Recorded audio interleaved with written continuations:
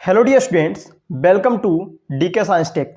तो आज की इस वीडियो में बात करूंगा मैग्नेटिक मटेरियल के बारे में, जिनको हम बोलते हैं हिंदी में चुंबकीय पदार्थ। तो आज के वीडियो में बात करने वाला हूं ferromagnetic material, diamagnetic material and paramagnetic material के बारे में। तो उससे पहले आप लोग वीडियो को बिल्कुल भी स्किप मत करिएगा और इसको पूरा वॉच करिएगा। इस वीडियो को देखने के बाद आप लोग को बेहतरीन तरीके से ये मैग्नेटिक मटेरियल का कॉन्सेप्ट समझ में आ जाएगा। तो चलिए बात करते हैं सबसे पहली मैग्नेटिक मटेरियल यानी फेरोमैग्नेटिक मटेरियल, जिसको बोलते हैं लौह चुंबकीय पदार्थ। तो ऐसे मैग्नेटिक मटेरियल जिनको अगर किसी मैग्नेट के पास ले जाते हैं तो वह मैग्नेट की ओर बहुत ही तेजी से अट्रैक्ट होते हैं, बहुत ही स्ट्रांगली अट्रैक्ट होते हैं, उनको बोलते हैं हम लोग फेरोमैग्नेटिक मटेरियल। जो फेरोमैग्नेटिक मटेरियल्स होते हैं उनकी जो रिलेटिव परमेबिलिटी होती है एक से बहुत ही ज़्यादा होती है। जैसे हम बात करें इनके एग्जाम्पल की, तो आपका लोहा हो गया, निकल हो गया, कोबाल्ट हो गया, ये आपके सभी के सभी एक फेरोमैग्नेटिक मटेरियल्स होते हैं। अब बात करते हैं सेकेंड, जिसको बोलते हैं डायामैग्नेटिक मटेरियल, यानी हिंदी में बोलेंगे प्रतिचुंबकीय पदार्थ। तो ऐसे मैग्नेटिक मटेरियल जिनको यदि हम किसी मैग्नेट के पास ले जाते हैं या मैग्नेटिक फील्ड के करीब ले जाते हैं तो वह उस मैग्नेट से बच्चों स्लाइडली रिपल हो जाते हैं, मतलब अट्रैक्ट नहीं होते हैं बल्कि उससे प्रतिकर्षित होते हैं। बहुत ही तेजी से प्रतिकर्षित नहीं होंगे, बोलते हैं स्लाइडली रिपल होते हैं। ऐसे मैग्नेटिक मटेरियल को बोलते हैं हम लोग प्रतिचुंबकीय पदार्थ यानी डायामैग्नेटिक मटेरियल। जैसे इनके उदाहरण की बात करें तो सबसे सिंपल एग्जांपल ये है गोल्ड, जिसको हम सोना बोलते हैं।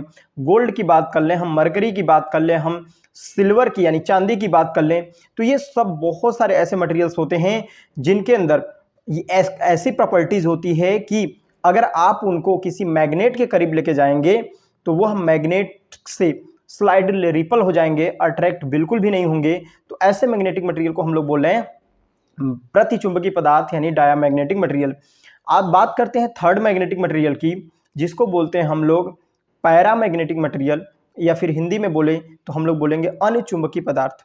तो ऐसे मैग्नेटिक मटेरियल जिनको यदि किसी मैग्नेट के करीब ले जाएं, मतलब ऐसे चुंबकीय पदार्थ जिनको यदि किसी चुंबक के पास लेके जाएं, उसके नज़दीक लेके जाएं, तो चुंबक की ओर स्लाइडली अट्रैक्ट होते हैं, बहुत ही वीक रूप से अट्रैक्ट होते हैं, स्ट्रांगली अट्रैक्ट नहीं होते हैं।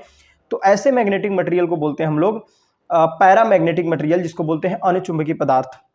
जो अनिचुंबकीय पदार्थ होते हैं इनकी रिलेटिव परमेबिलिटी एक से स्लाइटली ज़्यादा होती है, मतलब एक से बहुत ज़्यादा नहीं होती है, कह सकते एक या एक से थोड़ा ज़्यादा होती है। जबकि डायामैग्नेटिक मटेरियल अभी थोड़ी देर जो पहले मैं बताया, तो डायामैग्नेटिक मटेरियल की जो परमेबिलिटी होती है, रिलेटिव परमेबिलिटी की मैं बात कर रहा हूँ, तो एक से स्लाइटली कम होती है।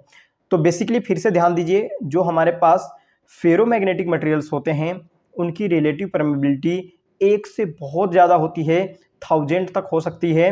अगर सेकंड नंबर पे बात करें तो डायामैग्नेटिक मटेरियल की जो रिलेटिव परमेबिलिटी होती है वो एक से स्लाइडली कम होती है। जबकि थर्ड हम बात करते हैं पैरामैग्नेटिक मटेरियल की, तो इनकी रिलेटिव परमेबिलिटी एक से स्लाइडली ज़्यादा होती है। एक और टर्म आता है आपका क्यूरी टेम्परेचर।